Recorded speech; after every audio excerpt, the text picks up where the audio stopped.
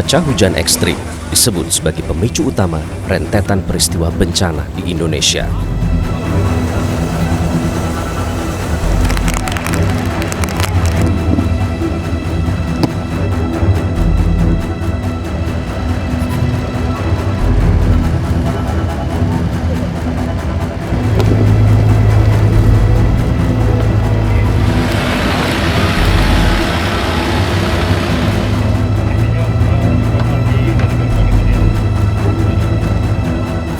Longsor di Desa Pasir Langu, Kecamatan Cisarua, Kabupaten Bandung Barat, menjadi bencana yang menelan banyak korban, tidak kurang dari 104 nyawa melayang.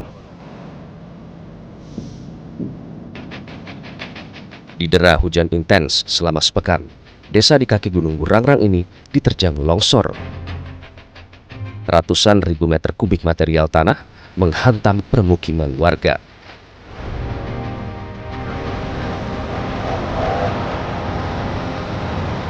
Mohon informasi itu di A22 masih ada yang kena, dan beberapa orang penting.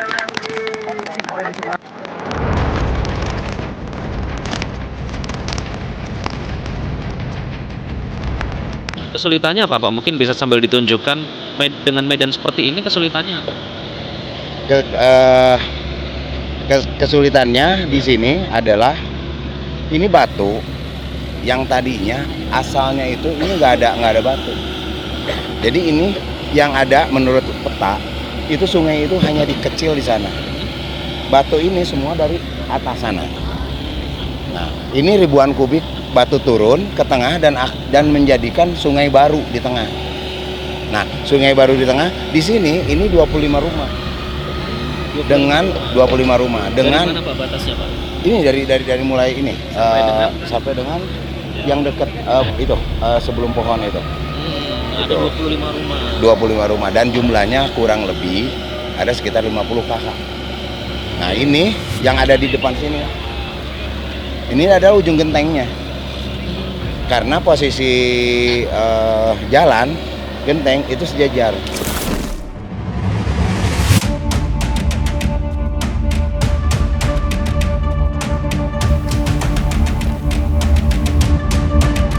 Pada Februari, bencana kembali terjadi. Kali ini giliran desa Padasari di Tegal, Jawa Tengah, dilanda tanah gerak dan longsor. Dilaporkan 863 unit rumah terdampak, dengan kondisi sebagian besar rusak berat. Sebanyak 2.400 jiwa penduduknya terpaksa mengungsi.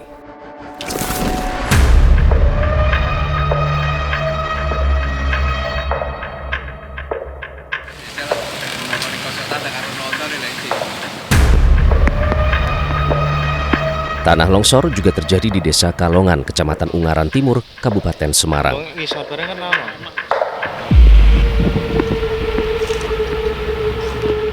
Akses jalan dari Semarang menuju Demak putus total. Longsoran terus bergerak mengarah ke permukiman warga yang berjarak 20 meter.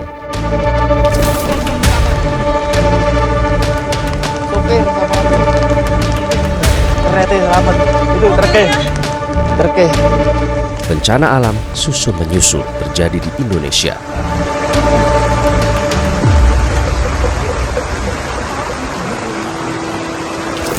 Adanya tadi saya sebut ada tekanan rendah di sini itu akan mempengaruhi pola pergerakan angin di wilayah Indonesia. Badan Meteorologi, Klimatologi dan Geofisika menyebut kombinasi intensitas dan durasi hujan yang tinggi meningkatkan resiko bencana hidrometeorologi. Curah hujan di beberapa wilayah di Indonesia mencapai 150 mm per hari. Di Bali, volume hujan bahkan mencapai 290 mm per hari. Saat ini di wilayah Indonesia itu kayak kombinasi dari beberapa faktor ya, seperti tadi saya sebutkan bahwa ada faktor global, regional maupun lokal. Jadi kalau secara global kita tahu bahwa di Nino 34 dan juga SOI masih merupakan La Nina lemah. Kemudian kita juga ada efek dari penguatan monsun Asia, kemudian aktifnya MGO terutama di kepulauan wilayah Indonesia. Kemudian juga kita lihat ada perkembangan sistem tekanan rendah yang ada di Samudra Hindia di barat daya dari Sumatera. Jadi kombinasi itu yang memicu wilayah-wilayah di Indonesia yang meningkatkan potensi hujan sedang hingga lebat. MGO itu bisa dijelasin nggak sih, Mas? Ini kan kita kan baru perumpamaan katanya baru, ini seperti apa sih MGO itu, Mas?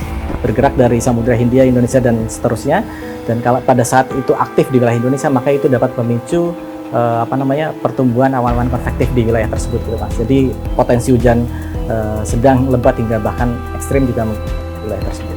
Sebenarnya gini, Mas, MGO itu kalau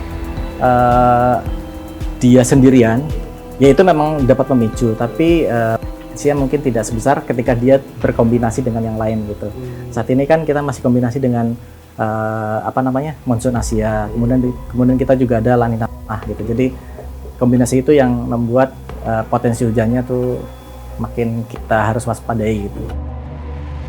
Hingga akhir Maret ini, cuaca ekstrim diprediksi masih akan menghantui Indonesia bagian selatan. Benarkah bencana longsor tidak bisa dihindarkan? Berdasarkan pengamatan kami, ini kalau menggunakan pengukuran secara visual ya, kemiringannya ini sekitar 45 derajat.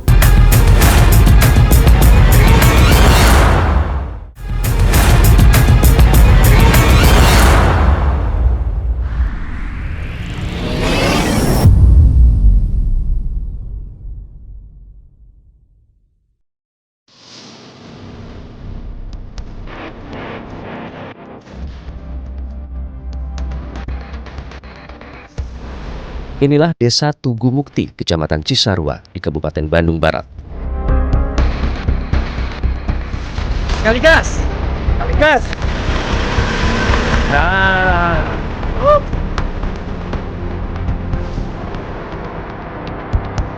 Desa ini hanya berjarak 4 km dari Desa Pasir Langu yang diterjang longsor Januari lalu. Dengan kontur tanah berbukit-bukit dan lembah, dipadu dengan hawa sejuk pegunungan dan alamnya yang asri, memanjakan setiap mata yang memandang.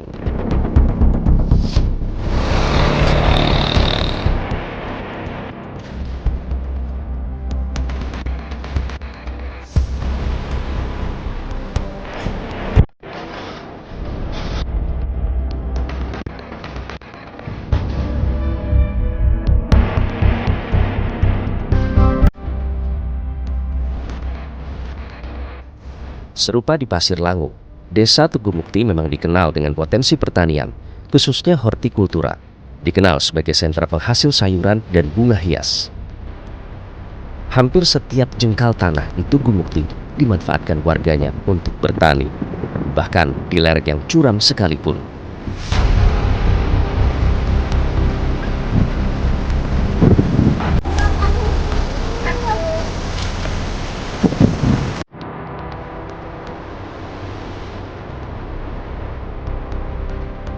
Ya, jadi di sebelah kanan kiri kami ini adalah lahan pertanian yang memang belum ditanami ya, tapi dari kemiringannya saja tergambar bahwa ini sudutnya cukup curam, bukan cukup tapi sangat curam ya. Kalau saya sebagai orang biasa yang bukan dari kalangan petani mungkin agak takjub dengan kemiringan lahan ini yang nantinya akan bisa ditanami di sebelah kanan kiri saya. Nanti kita akan mencoba menuju ke salah satu ladang yang dimiliki oleh petani Pak Wale. Kita akan menuju ke ladang Pak Wale. Ya, ini adalah ladangnya. Terlihat ya kemiringannya seperti ini. Pak, ini mau ditanamin apa, Pak? Tanaman selada. Tanaman selada. Iya. Masih ke situ ya, Pak. Agak-agak merinding nih. Miring banget.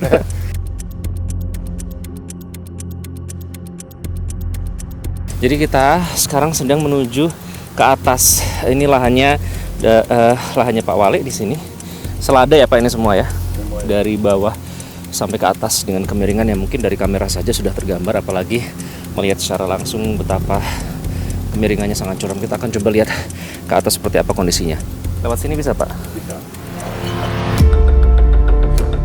Salah satu petani yang realitas temui mengaku sudah sejak dulu berladang di lokasi ini. Tidak terbersit sedikit pun kekhawatiran terjadi longsor.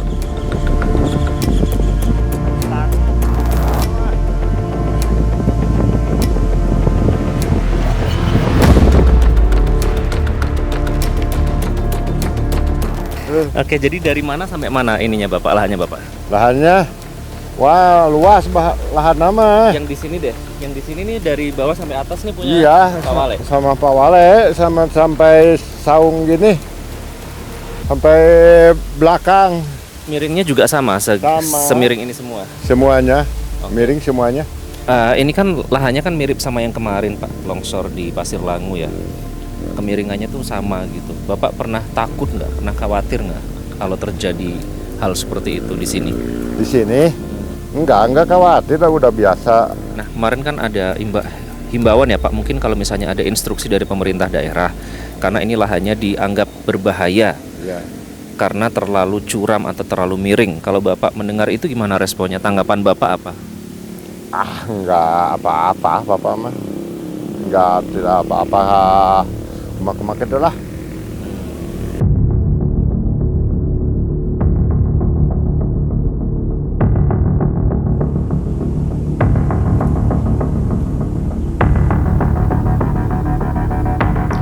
Saya sedang memperhatikan Pak Waleh ini adalah seorang warga lokal yang menggarap lahan yang ada di Kecamatan Cisarua, Bandung Barat.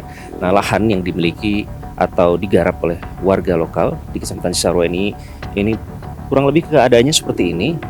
Berdasarkan pengamatan kami, ini kalau menggunakan pengukuran secara visual ya, kemiringannya ini sekitar 45 derajat. Artinya ini cukup menjadi tantangan tersendiri pada saat warga, terutama petani atau pekebun yang ada di sini menggarap lahannya. Nah, kalau dilihat dari kemiringannya, kemudian konturnya, ini adalah termasuk daerah yang rawan bencana karena tidak ada akar-akar kayu kuat yang menahan dan sehingga rawan terjadi longsor. Dan kontur lahan seperti ini dengan kemiringan seperti ini memiliki kemiripan dengan yang ada di Desa Pasir Langu yang kemarin terjadi longsor besar hingga menelan korban jiwa sampai dengan puluhan orang.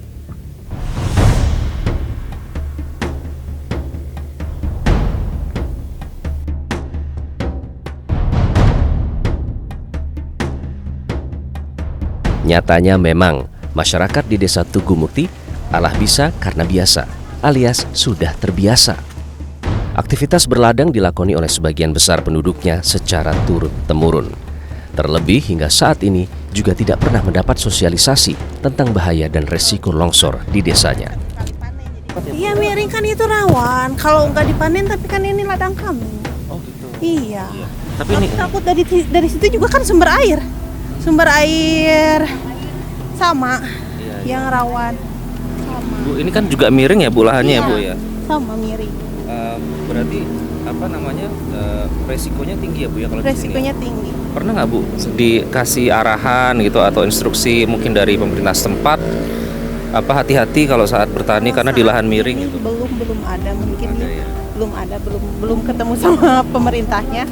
Tapi kalau buat yang RW 10 udah dikasih peringatan karena mungkin dari itu Gurangrang, jadi udah dikasih peringatan kalau malam jangan terlalu tidur, hati-hati gitu.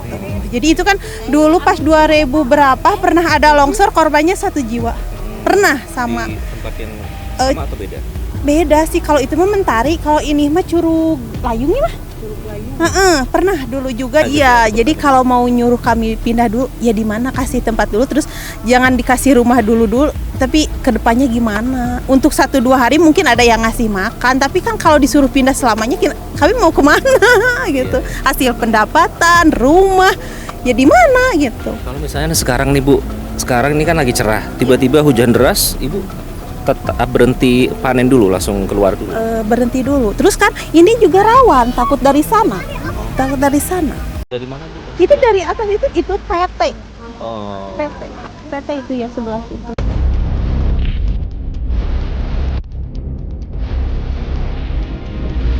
Tidak bisa dimungkiri, bagi petani Tugumukti dan Pasir Langu, bercocok tanam adalah jalan nasib demi bertahan hidup.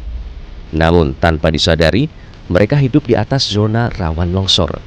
Salah-salah mengelola lahan bisa berubah menjadi sumber bencana. Ketika kita tahu longsorannya, jenis longsoran terjadi, maka upaya mitigasi akan lebih efektif kan.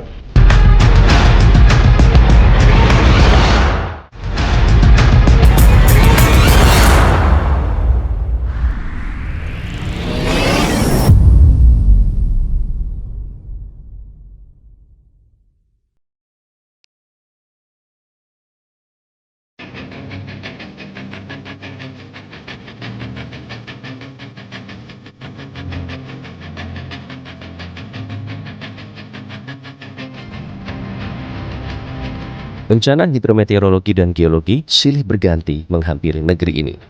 Badan Riset dan Inovasi Nasional menyebut permasalahan tata ruang dan alih fungsi lahan turut disorot dalam rentetan bencana longsor di Indonesia.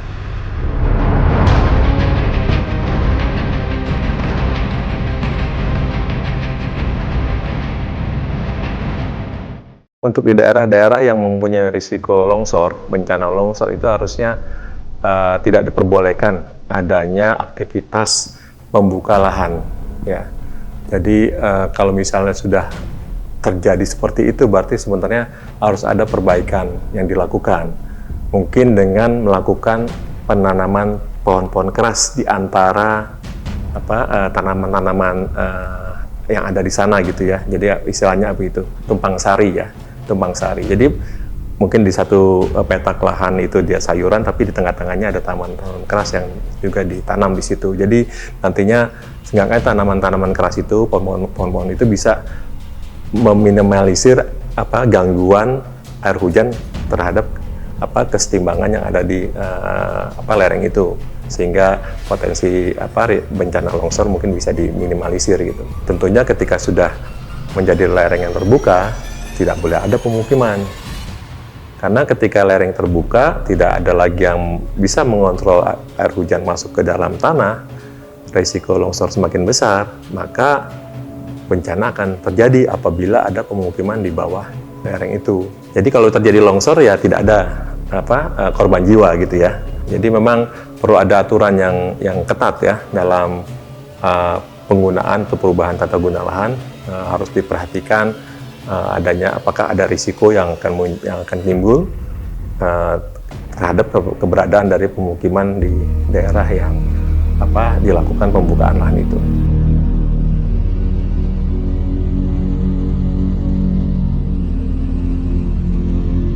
Zona rawan longsor di Indonesia tersebar luas di area perbukitan dan pegunungan. Zona rawan tersebar di 33 provinsi dengan cakupan luas bahaya mencapai 79,5 juta hektar. Ya, kalau mitigasi itu kan dilakukan biasanya cenderung itu dilakukan ketika kejadian sudah terlihat ya. Jadi sebelum kejadian itu upaya untuk mitigasi yang paling efektif itu edukasi. Meningkatkan pengetahuan masyarakat, meningkatkan kewaspadaan masyarakat. Kemudian yang kedua membangun sistem peringatan dini. Jadi membangun menyebarkan alat-alat takar hujan, kemudian memasang sensor-sensor yang bisa memantau adanya perubahan kelembaban tanah, kenaikan muka air tanah ataupun munculnya rekahan-rekahan. Itu yang kedua. Dan ya yang perlu penting juga ketika peta itu sudah ada, peta kerentanan longsor itu sudah ada, itu harus memberikan informasi jenis pergerakan tanahnya seperti apa. Apakah luncuran yang seperti Pasir Langu atau pergerakan endatan rayapan yang seperti di Tegal. Karena itu akan berbeda tuh risikonya tuh. Ketika di Pasir Langu itu risikonya bukan hanya kerusakan bangunan tapi juga korban jiwa. Tapi kalau yang di Tegal itu risikonya lebih banyak pada infrastruktur dan bangunan. Nah, informasi itu harus ada di peta tersebut gitu loh. Jadi peta itu bukan hanya menunjukkan ini warna kuning, zona menengah, tapi sebenarnya ini longsoran apa yang akan terjadi di sini gitu kan. Ketika kita tahu longsorannya, jenis longsoran yang terjadi, maka upaya mitigasi akan lebih efektif kan. Ya kan?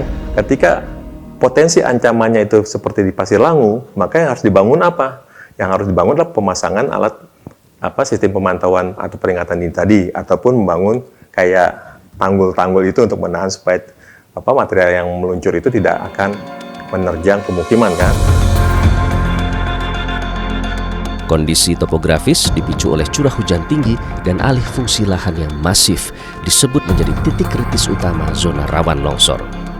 Kondisi ini terjadi di Pulau Jawa, Sumatera, dan Sulawesi. Mitigasi semestinya bisa dilakukan jauh-jauh hari. Kemudian di kemudian hari katakanlah terjadi longsoran, karena yang namanya pelabuhan kan nggak bisa kita cegah nih, hujan juga atau kondisi cuaca yang ekstrim kita nggak bisa kendalikan. Modifikasi cuaca itu kan hanya memindahkan kan, mempercepat. Nah, kalau itu semuanya dalam kondisi ideal dan seandainya terjadi lagi, tentu tidak akan ada korban sebanyak yang sekarang. Sehingga kalau tidak ada korban, kita tidak akan sebut itu sebagai bencana. Hanya geological hazard saja, bahaya geologi, tetapi tidak ada korban kan.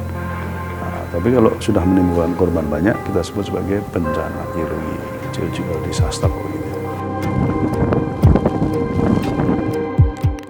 Dari total daratan Indonesia seluas 192 juta hektar, 41,4% diantaranya masuk zona bahaya longsor. Fakta ini jelas tidak bisa dipandang sebelah mata. Para pemangku kepentingan harus melakukan mitigasi yang serius, sebab tanpa langkah pencegahan, ancaman bencana bukan lagi sekedar kemungkinan, tapi menjadi siklus yang terus berulang.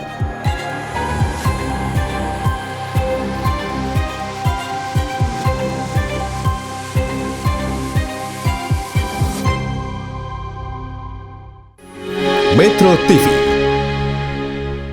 Jelajahi cara baru mendapatkan informasi. Download Metro TV Extend sekarang.